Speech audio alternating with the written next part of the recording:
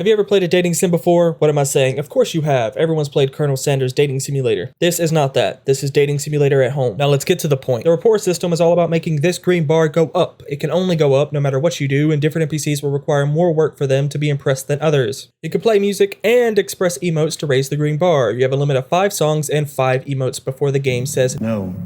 However, like real life, you can solve this by giving people free stuff. You can only give a maximum of 99 items a day. The main way to get these gifts is a heart-shaped currency, such as from the daily task, the estate, events, or a few from killing rares for map completion. You then go talk to a vendor and trade these hearts for gifts. You can also get various other gifts throughout different parts of the game. Also, each NPC has its own preferred gifts. This is relevant because if you try to give them non-preferred gifts to an NPC, it will stop you saying, hey, this isn't optimal.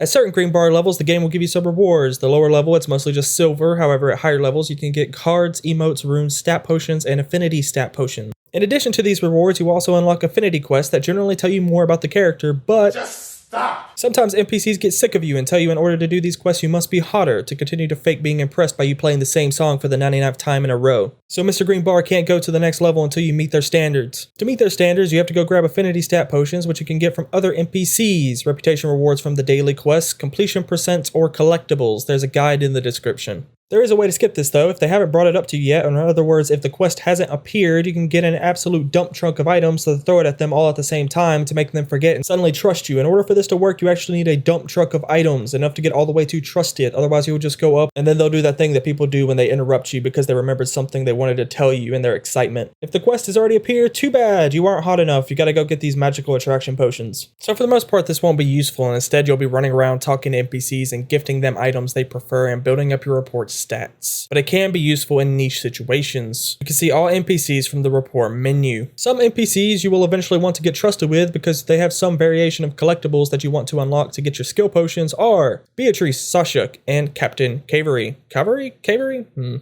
However, these NPCs have high affinity stat requirements, so you either have to go around getting other NPCs to like you or meticulously plan to just dump trunk a bunch of items on them. Now that you know if you want to get an NPC's bar up, you have to plan accordingly. You can watch this video for other mistakes not to make, or click these links. You're welcome.